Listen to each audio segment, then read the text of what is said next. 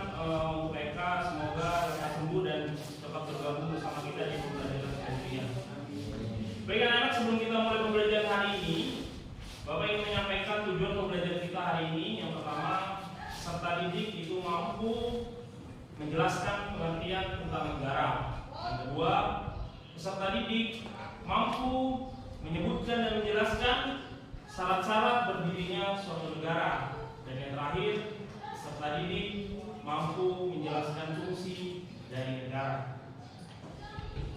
Berikutnya, sebelum Bapak jelaskan terkait apa itu syarat-syarat berdirinya suatu negara, Bapak ingin mencoba menyemangati atau memberikan nilai penyemangat kepada anak-anak sekalian. Apabila Bapak memberi fungsi 1 kali bersemangat, jawabnya Y 2 kali, seterusnya dan sampai seterusnya. Bisa? Ya, bisa. Kita coba. 1 kali bersemangat, 2 kali, 3 kali, bersemangat.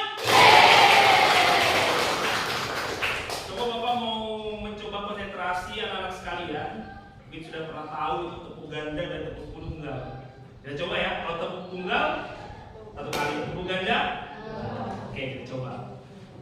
Tepuk ganda, tunggal, ganda, tunggal, ganda. Oke, kita tepuk tangan untuk semua. Kita belajar tentang negara.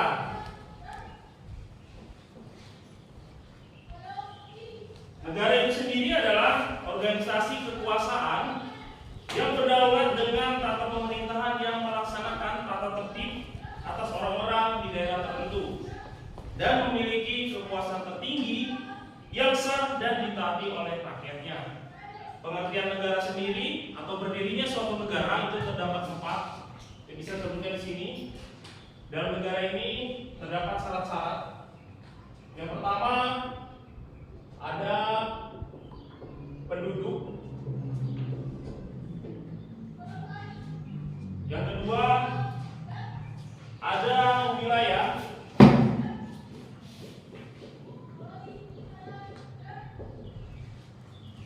Yang ketiga, ada pemerintahan.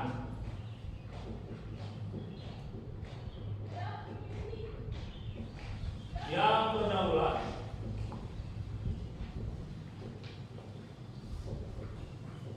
Dan yang terakhir, adanya pengakuan dari negara lain. Baik, Bapak jelaskan kembali syarat berdirinya suatu negara. Yang pertama itu adanya penduduk. Jadi penduduk sendiri adalah orang-orang yang tinggal di wilayah tertentu. Tanpa adanya penduduk, maka negara tidak akan dapat berdiri. Yang kedua, wilayah. Wilayah merupakan tempat tinggal penduduk, di mana wilayah memiliki batas dengan negara lain. Batas-batas tersebut terdiri dari batas laut dan darat. Yang ketiga, pemerintahan yang berdaulat.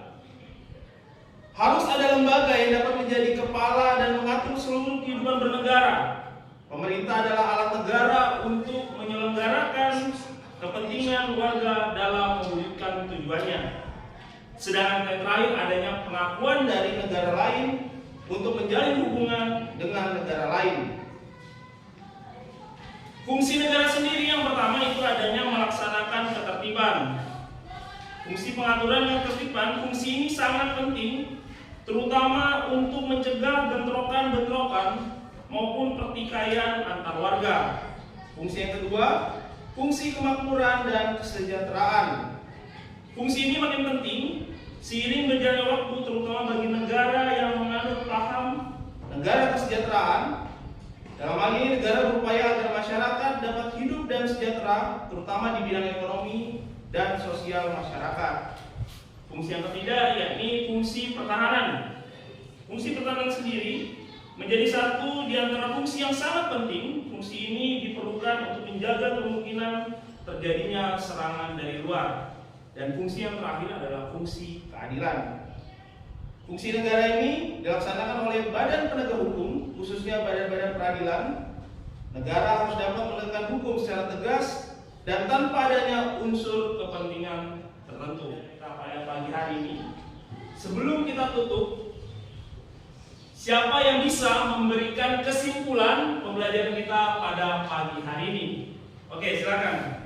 Kesimpulan yang saya dapat adalah negara adalah organisasi kekuasaan yang berdaulat dengan tata pemerintahan yang melaksanakan tata tertib atas orang-orang di daerah tertentu dan memiliki kekuasaan tertinggi yang sah dan ditaati oleh rakyatnya. Oke, terima kasih sekali. Kita beri tepuk tangan bagi mereka.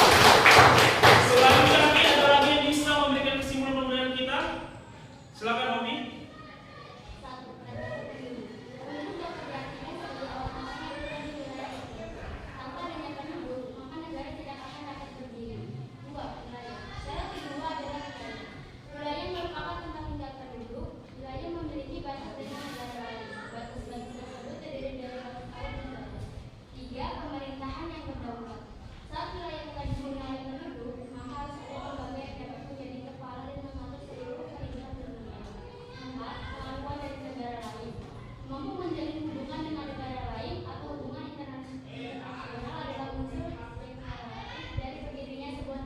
Terima kasih waktu kita beri teman yang berkopi.